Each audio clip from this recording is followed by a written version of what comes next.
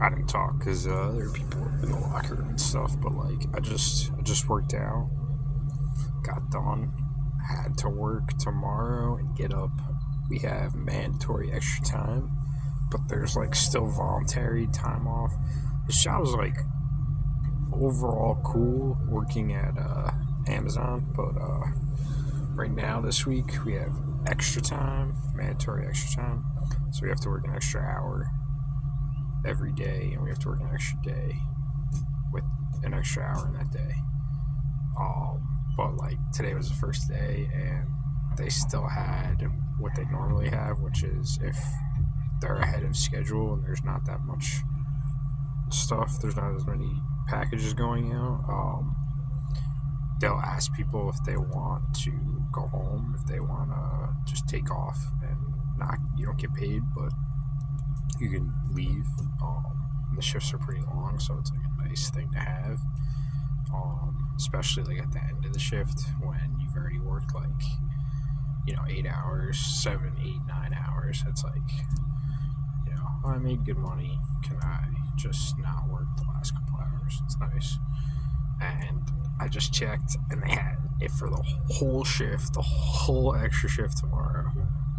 I took it because I want to work on stuff. I had a lot of energy to work on specific types of projects, and then it kind of like went away.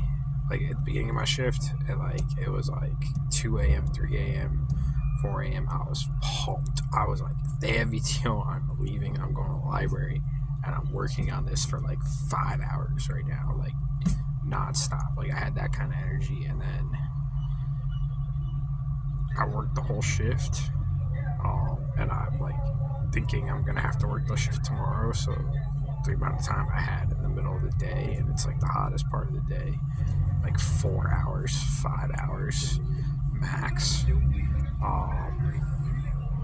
And that's like with me trying to go to the gym and get a workout in, and like that's like if I don't do that, like like I can do that, I can get by with one day and do like a wash up. But like now that I've been like basically working out every day and taking a shower every day, like I do not want to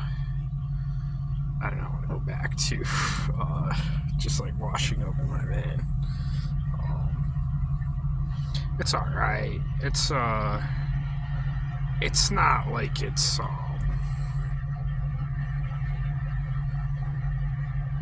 definitely manageable.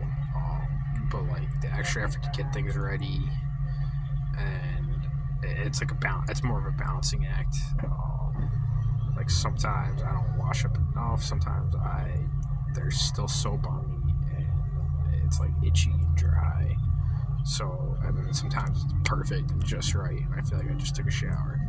So like those are the three like possibilities of what it could be like if you wash up in your bed, and you don't have like a nice rinse area or like a sink or something. I need to like, I don't know.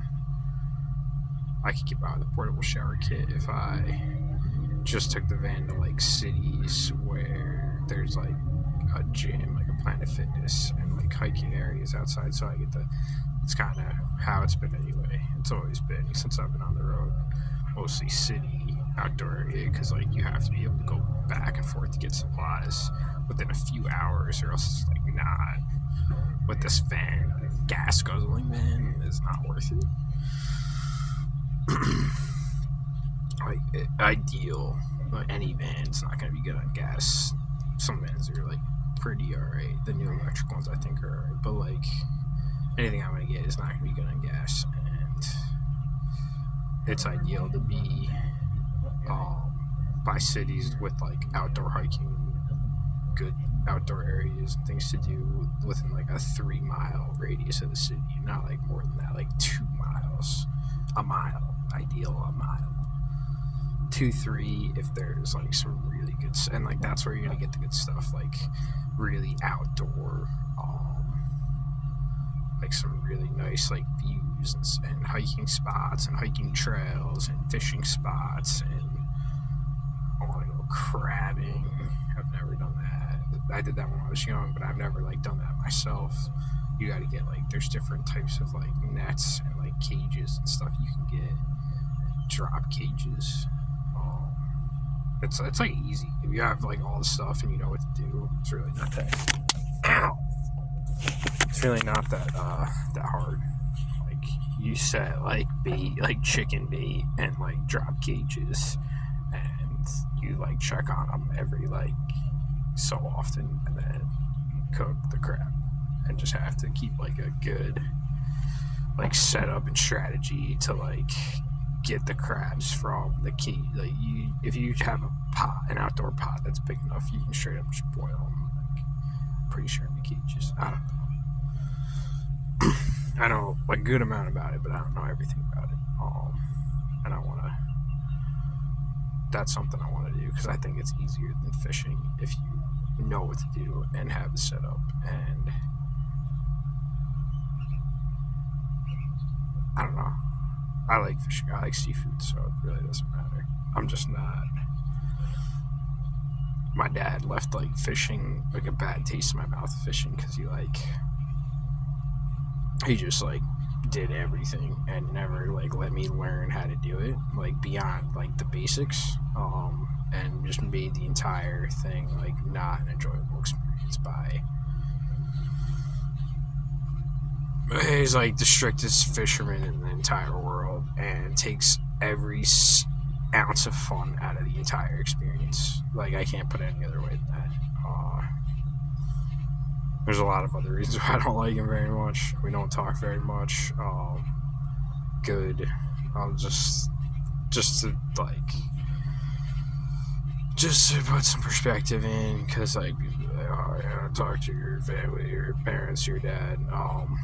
Yeah, my family like didn't believe me. They like didn't believe in me. They didn't trust me when it came to like me versus like a company, people at a company, me versus like people who married into my family who are like kind of basically always been scumbags as far as I can remember, like low-key scumbags and then like way heavier scumbags like towards the end, like after high school especially, like after college.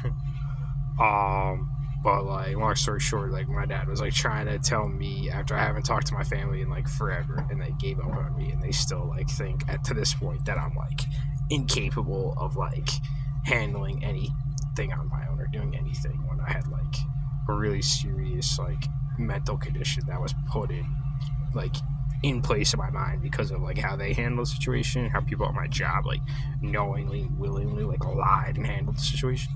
Not gonna get into it. It's not worth it. I'm way better off now, and like not even worth the one great thing that's happened this past year is I've completely like just forgotten, and not, it's just not worth it at this point. I've proven it wrong, so it doesn't even matter. Proven it wrong like hard and over again for a long time, and like very much so in the past year. So those people are just trash garbage. Like most of my hometown is just trash. But like my dad was trying to convince me that I'm turning my back on my family, and I turned my back on my family, and I'm just like, you literally didn't listen to me, and I moved away and had to like make myself better and like recuperate because you continually didn't listen to me, and like made everything worse for me, and like made everything in my head worse. And it's just the way they like most of my family's always kind of been. It just didn't get worse till I was like grown, and they didn't want me to grow up and didn't let me grow up. Yeah. I mean, whatever. People my age, certain people have fun. Some people, everyone's different. Some people have fun, certain people don't. Certain things came easy to me, so part of the reason I'm living this lifestyle is because, you know, I spent a lot of money in my 20s, and I had a lot of fun, and I continually would go out to the bars and spend like at least $50 a night, if not more, like $100 a lot of nights.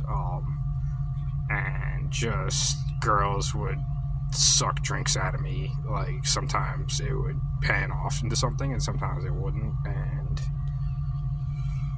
I was like the shot guy too. A lot of times I would just try to use shots to like use leverage and try to.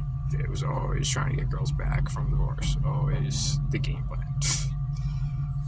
And the baddest ones, always the baddest ones. What's the point? What is the point? So yeah, like they just didn't think I was growing up because I would do stuff like that. But it was just always looking at the negatives and never benefit of the doubt, never respect, never like understanding of like why I was doing what I was doing, because I like didn't. I don't know. I expected myself to like not have anywhere near the opportunities that I have now. Like most people have in their 30s. But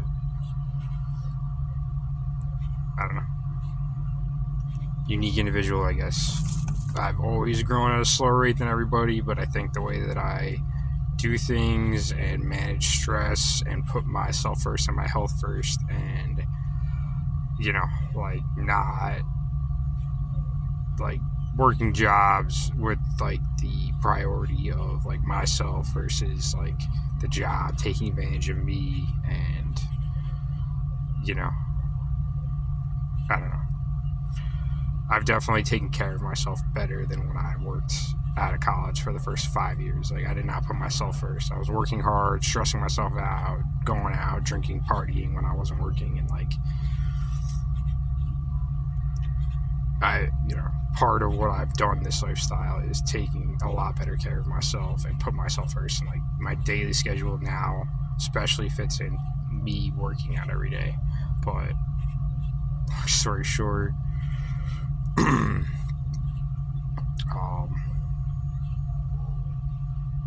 yeah, I don't know. I don't get along with my father, and it didn't put a good taste in my mouth like fishing, and